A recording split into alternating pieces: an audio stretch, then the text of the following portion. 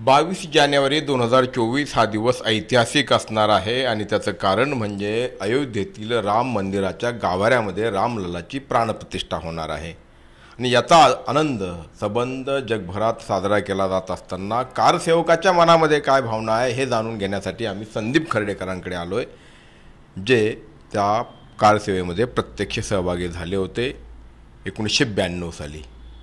काय वय होतं तुमचं आणि आज ज्यावेळेस हा क्षण आला आहे, पंतप्रधानांच्या हस्ते रामलल्ला विराजमान होणार आहेत, त्याविषयीच्या भावना काय आहेत? मी 29 वर्षाचा होतो आणि त्यावेळेला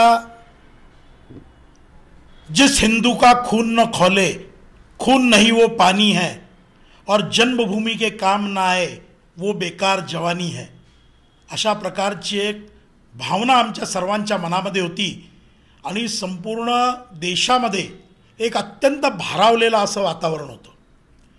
खरं तर 1983 या लढ्याला सुरुवात झाली आणि पुढे 9 वर्ष सलग हा लढा सुरू होता. त्यावेळेला आम्ही पुण्यामध्ये पतितपावन संघटनेचं काम करत होतो. मी पतितपावन संघटनेचा महाराष्ट्र प्रांत सहसंघटक म्हणून त्यावेळेला माझ्याकडे जबाबदारी होती आणि मग पुण्यामध्ये वेगवेगळ्या मार्गानं कधी आम्ही रामशिला पूजनाचे कार्यक्रम असायचे, कधी विश्व हिंदू परिषदेच्या वतीनं वेगवेगळ्या नेत्यांच्या सभा असायच्या. त्यात सन्माननीय अशोकजी सिंगल, साध्वी रितंबरा, साध्वी उमा भारती, आचार्य धर्मेंद्रजी असे वेगवेगळे मंडळी या ठिकाणी त्यावेळेला येत असत. त्यांच्या सभा ऐकल्यानंतर शब्दशः तरुणाई पेटून उठत असे आणि केवळ तरुणाईच असं नव्हे तर सर्वांच्या मनामध्ये ही भावना होती की गेले 500-600 वर्ष माझ्या रामाचं मंदिर होत नाही, माझा रामलल्ला त्याचं मंदिर उभं राहत नाही, तो आज कैदेत आहे, तुरुंगात आहे, अशा प्रकारची भावना आमच्या सगळ्यांच्या मनामध्ये होती. आणि स्वाभाविकच माझ्यासारखे तरुण जे काय हिंदुत्वादी संघटनेचं काम करत होते, संघसंस्कार ज्यांच्यावर झाले होते, त्यांना तर असं कुठंतरी सातत्याने वाटत होतं की हा जो कलंक हिंदू समाजावर आहे, हा कलंक आपण पुसून टाकला पाहिजे. मग 1990 साल उजाडलं. 90 साली अयोध्येला चलो अयोध्येचा मोठ्या प्रमाणात नारा देण्यात आला. माझे बंधू सम असणारे पतितपावनचे प्रांत सरचिटणीस नितीन सोनटक्के हे एक तुकडी घेऊन अयोध्येला रवाना झाले. पण माझं नुकतंच लग्न झालं होतं. 1 फेब्रुवारी 1990ला माझं लग्न झालं होतं आणि त्यामुळे मला तू जाऊ नकोस आत्ता, परत संधी मिळेल तेव्हा जा. मी खूप अकांतांडव केला.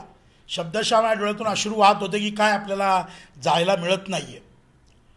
पण 1990ला त्या ठिकाणी झालेला गोळीबार, त्या ठिकाणी झालेले अनन्वित अत्याचार आणि मुलायम सिंग यादव यांना मुल्ला मुलायम असं सगळीकडे म्हटलं जात होतं आणि त्यावेळेला शब्दशः ब्रिटिशांनी ज्या प्रकारचं जलियनवाला बाग केलं तसं झालं की काय असं आम्हा सर्वांच्या मनामध्ये भावना होती. कोठारी बंधूंचा ज्या पद्धतीनं गोळी घालून कोठारी बंधूंना मारण्यात आलं ते तर प्रत्येक हिंदुस्थानीच्या हृदयाला भिडलं आणि तो दुःखावेग जसा होता तसा त्या दुःखाबरोबर आमच्या सर्वांच्या मनामध्ये एक अशी भावनासुद्धा होती की कुठंतरी आता राम मंदिर झालं पाहिजे. आणि परमेश्वर कृपेनं 1992 ती संधी चालून आली. पुण्यामध्ये एक खूप मोठी सभा ही गुडलक चौक म्हणजे ज्याला आपण गोपाळकृष्ण गोखले चौक म्हणतो त्या ठिकाणी 29 नोव्हेंबरला पतितपावन संघटनेच्या वतीनं झाली आणि त्याच्यामध्ये आम्ही प्रण केला की अयोध्येला जाणार. पतितपावनचे प्रांताध्यक्ष सोपानराव देशमुख यांनी सांगितलं की काही झालं तरी चालेल पण पतितपावनचे कार्यकर्ते त्या ठिकाणी जाणार आणि 1990 जे घडलंय त्याचा सूड घेणार. आता सूड म्हणजे काय हे सगळं समजण्याचं वय नव्हतं. आम्ही सगळे तरुण असे भारावलेले तरुण होतो आणि मग तो दिवस आला. 4 डिसेंबरला आम्ही संध्याकाळी पुण्यातून जम्मूतवी एक्सप्रेसनी निघालो. त्यावेळेला माझ्या समवेत पुण्याचे एक मोठे नेते, स्थायी समितीचे अध्यक्ष राहिले सतीश मिसाळ हे होते. आपल्या सर्वांना जर कल्पना असेल तर बाळासाहेब अनास्कर जे आज राज्य शिखर बँकेचे प्रशासक आहेत, बँकिंग क्षेत्रातलं एक नावाजलेलं नाव आहे, बाळासाहेब तेव्हा पतितपावन संघटनेचं काम करायचे, बाळासाहेब अनास्कर होते. प्रदीपदादा गारटकर इंदापूरचे, ते पतित पावनची एक टीम घेऊन होते. असे महाराष्ट्राच्या विविध भागातून पतित पावन संघटनेचे कार्यकर्ते विश्व हिंदू परिषदेच्या नेतृत्वाखाली अयोध्येकडे रवाना झाले. जाताना काही रेल्वे स्टेशनवर काही फारसं वातावरण नव्हतं. आम्ही आपले जय श्रीरामच्या घोषणा देत निघालो. मला आजही आठवते, माझा मुलगा इनमिन 20 महिन्यांचा होता आणि मी जाताना सगळं मिळून माझ्याकडे काहीतरी 2700 रुपये असावेत, ते बायकोच्या हातात दिले आणि मी त्याला सांगितलं की म्हणजे मी परत येईन का नाही मला माहीत नाही, कारण 90 साली गोळीबार झाला आहे, पण यावेळेला आम्ही जिंकून येणार. आणि ती भावना होती आमच्या सगळ्यांच्या मनामध्ये रामाच्या प्रती त्यागाची. आणि आमची पिढी, अरुणजी मी आपल्याला सांगतो की आमच्या पिढीचे 5 स्वप्न होते. समान नागरी कायदा झाला पाहिजे, काश्मीरचं 370वं कलम आहे ते हटलं पाहिजे, पूर्वांचल राज्यांमध्ये ज्या पद्धतीचं वातावरण आहे, आसाम बचाव हे आंदोलन त्या काळामध्ये खूप जोरात होतं, राम जन्मभूमी मुक्त झाली पाहिजे आणि अखंड भारत झाला पाहिजे, अशी 5 स्वप्न घेऊन काम करणारी आमची पिढी. तेव्हा आपण नगरसेवक होऊ, आमदार होऊ, खासदार होऊ, अशा प्रकारच्या भावना कोणाच्या मनामध्ये नव्हत्या. मला माझ्या जन्म देशासाठी करायचं आहे हीच भावना प्रबळ होती. परस्पर स्नेह होता, प्रेम होतं, एकमेकांना सांभाळून घेण्याची भावना होती. आणि मग आम्ही सगळे रेल्वेनी निघालो. जागोजागी जय श्रीरामच्या घोषणा, विविध रेल्वे स्टेशन्सवरती मोठ्या प्रमाणावरती पोलीस बंदोबस्त आणि त्या ठिकाणी आम्हा सर्वांचं स्वागत होत होतं. कुठे आलूपुरी दिली जात होती, कुठं कुल्हडमधला चहा दिला जात होता, कुठं कचोरी समोसे दिले जात होते, कुठं जिलेबी खायला घातली जात होती. झाशीला आलो आम्ही आणि झाशीला आल्यानंतर आमची रेल्वे अडवली. मग आमच्या लक्षात आलं की हे वेगळं प्रकरण आहे, पुन्हा एकदा काहीतरी वेगळं घडू पाहतंय. पण सुदैवानं त्या काळामध्ये कल्याण सिंग हे मुख्यमंत्री होते आणि आमच्या तोंडी एकच घोषणा होती, कल्याण सिंग तुम कल्याण करो, मंदिर का निर्माण करो. तिकडं दिल्लीमध्ये PV नरसिम्हा पंतप्रधान होते आणि नरसिम्हारावांनी थोडीशी लवचिक भूमिका घेतली होती असं आमच्या लक्षात आलं होतं. झाशीवरनं आम्ही एक वेगळी ट्रेन करावी लागली आम्हाला, कारण ही ट्रेन पुढे ते सोडत नव्हते. आणि मग त्या ट्रेननी आम्ही सगळे अयोध्येजवळ फैजाबादला पोहोचलो. फैजाबादला पोहोचलो आणि स्वाभाविकच पोलिसांनी आम्हाला घेर घातला. या ठिकाणी अशा पद्धतीनं पोलिसांनी आम्हाला सगळ्यांना बसवलं एका चौकात आणि चारी बाजूने आमच्याकडे पोलीस बंदूकधारी थांबले. म्हटलं आता काही खरं नाही, आता आपल्याला एकतर मार खावा लागेल, जेलला जावं लागेल, किंवा परिस्थिती चिघळली तर उद्या काही होऊ शकतं. पण आम्ही सगळे तयार होतो, काय होईल ते होईल. येतानाच मनामध्ये ही भावना होती की राम जन्मभूमी मुक्त करायची आहे. कशी करायची आहे, काय करायची आहे, हे काही डोक्यात नव्हतं. तिथून आम्ही पायी अयोध्येला गेलो. रस्त्याच्या दुतर्फा लोक चालत होती, लोक स्वागत करत होती, पोलीसही स्वागत करत होते. आणि मग हळूहळू आमच्या मुखात घोषणा आली की अंदर की ये बात है, पुलिस हमारे साथ है. जय श्रीरामचा जयघोष करत भजनी मंडळ होती, कुठे साधू संत बसून भजन करत होते. अशा एका भारलेल्या वातावरणामध्ये आम्ही सर्वांनी अयोध्या गाठलं. आणि मग अयोध्येमध्ये एका बंगल्याच्या गच्चीवरती स्टेज केलेला होता. त्या स्टेजवर आदरणीय गोपीनाथराव मुंडे साहेब, प्रकाश जावडेकर, अण्णा डांगे, नास फरांदे सर असे महाराष्ट्रातले नेते दिसले आणि आम्ही एकदम खुश झालो की चला कोई तो है. पहिली रात्र तसेच गेली आमची, तिथं झोपलो आम्ही सगळे. दुसऱ्या दिवशी जी जाहीर सभा होती त्या सभेमध्ये मात्र थोडासा अंदाज आला की काही लोक वेगळ्या मनस्थितीत आहेत. आणि मी आदल्या रात्री जेव्हा जागोजागी पोलिसांच्या अशा बैठका चालू होत्या, पोलीस मोठ्या प्रमाणावरती आपल्याला लक्षात येईल की अशा मीटिंग्स करत होते, त्यांना सूचना दिल्या जात होत्या. आणि जेव्हा पोलिसांना सूचना दिल्या जात होत्या त्याच वेळेला गल्ल्यांमधनं, म्हणजे त्या गावच्या छोट्या छोट्या गल्ल्या होत्या, त्याच्यामधल्या घरांमध्ये असे साधूंच्या बैठका चालल्या होत्या. या साधूंच्या ज्या बैठका होत्या, या बैठकांशी कुठलाही राजकीय नेता नव्हता, कुणी नव्हतं, हे सगळे साधू होते. त्यांच्या मोठ्या मोठ्या जटा, असं तेजस्वी रूप एक एक साधूचं होतं. तुम्ही स्वतः फिरत होतात आणि आम्ही स्वतः फिरत होतो. हे स्वतः फोटो तुम्ही काढत होतात नाही, मी स्वतः, माझ्याकडे एक डेबोनेअर नावाचा जुन्या काळातला कॅमेरा होता. तो कॅमेरा मी बरोबर घेऊन गेलो होतो आणि मी ते क्षण सगळे त्या कॅमेऱ्यामध्ये टिपत होतो. अनेक वेळेला फोटो काढताना अडथळे येत होते, त्यामुळे तुम्हाला जाणवेल की अनेक फोटो माझे असे थोडे हल्लेले आहेत. कुठं स्वामी अग्निवेश त्या ठिकाणी होते, त्यांचा मला एक फोटो मिळाला. काही संघाची अधिकारी मंडळी होती, त्यांचा फोटो मिळाला. अशोकजी सिंगलांचा फोटो मी एके ठिकाणी घेतला. बघा, या ठिकाणी अशोकजी सिंगल हे एके ठिकाणी निवांत बसलेले होते आणि त्यांची चर्चा चालू होती संघाच्या एका अधिकाऱ्यांसमवेत. दुसऱ्या दिवशीची सभा सुरू झाली आणि अचानकपणे मागच्या बाजूनी हल्लकल्लोळ माजला. काही मंडळी मागच्या बाजूनी वर चढली. पोलीस किंवा इतर मंडळी हे तिथं पोहोचेपर्यंत पहिली पहार वर पडली होती.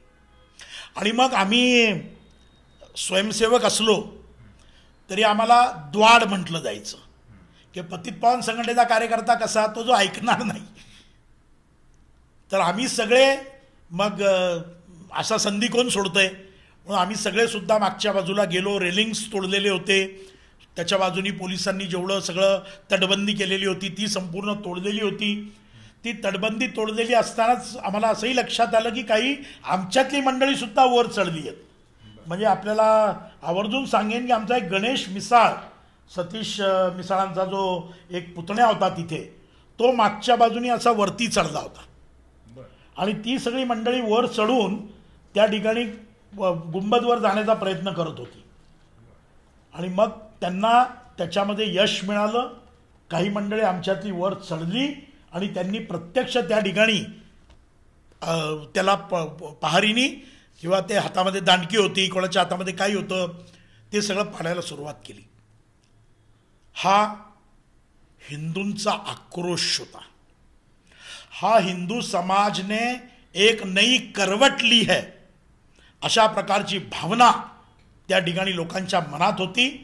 आणि मी आपल्याला निश्चितपणे सांगेन की पुढे जाऊन जसा खटले चालले आणि त्याच्यामध्ये सुद्धा जी गोष्ट पुढे आली की हे सगळं स्वाभाविकपणे घडलं.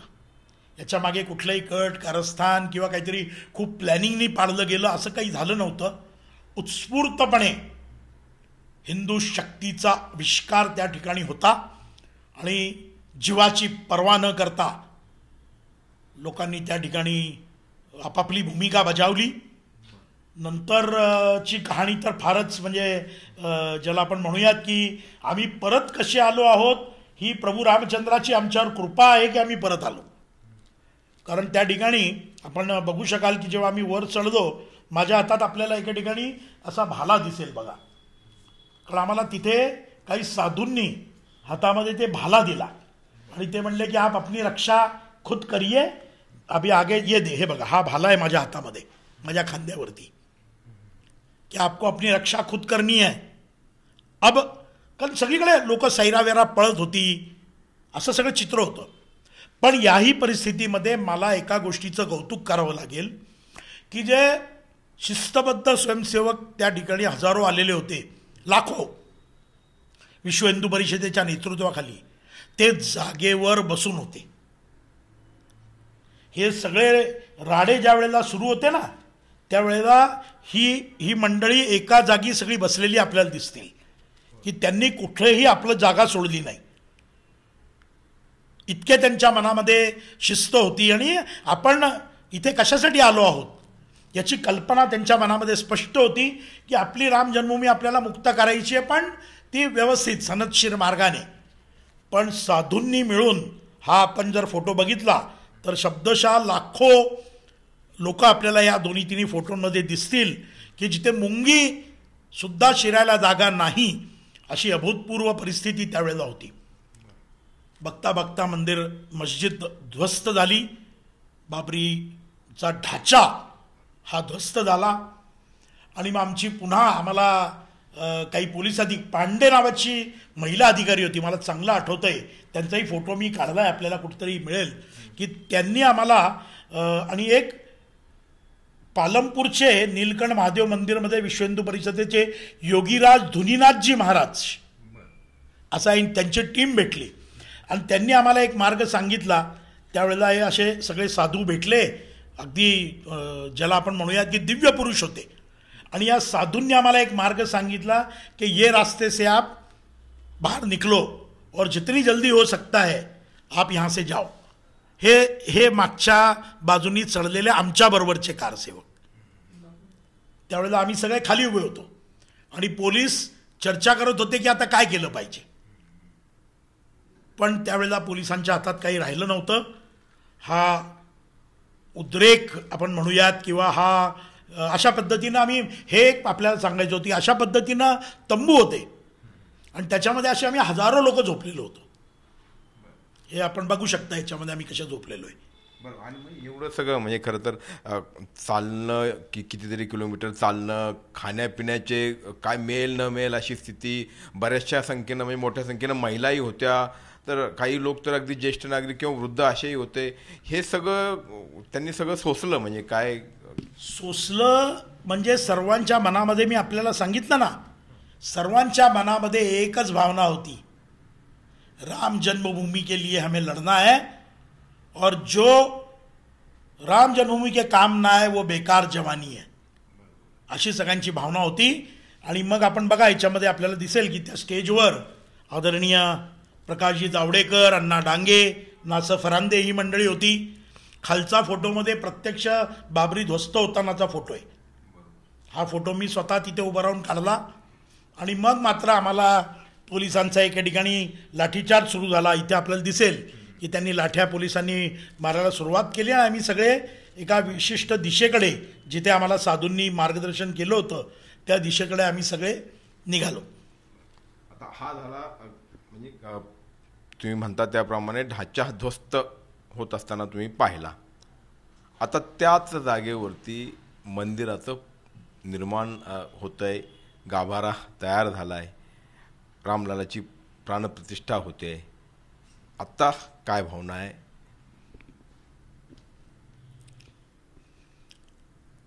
या जन्माचं सार्थक झालं. काही आयुष्यात नाही मिळालं तरी चालेल, पण आपल्या हातून कारसेवा घडली आणि प्रभू रामचंद्राचं मंदिर आज उभारलं जातंय. हिंदूंच्या माथ्यावरचा कलंक दूर झाला. मला असं वाटतं की कुठल्याही हिंदूच्या डोळ्यामध्ये 22 तारखेला तर आनंदाश्रू असतीलच. खूप खूप म्हणजे आयुष्यात आपण म्हणूयात की जन्माचं सार्थक झालं, जन्माचं सार्थक झालं. तर अशा भावना केवळ संदीप खर्डेकरांच्याच नाही, तर असे असंख्य कारसेवक आहेत ज्यांच्या मनामध्ये आज निश्चितपणे दाटून येतात. आज मंदिर उभं राहतं आहे याचा त्यांच्या मनामध्ये आनंद आहे. आणि अशाच पद्धतीनं म्हणजे हा आनंद आणखी द्विगुणित होणार आहे जेव्हा ते 22 जानेवारीचा तो सोहळा याची देही याची डोळे बघणार आहेत. व्हिडिओ एन विकी कामेसह अरुण मेहत्रे, झी मीडिया, पुणे.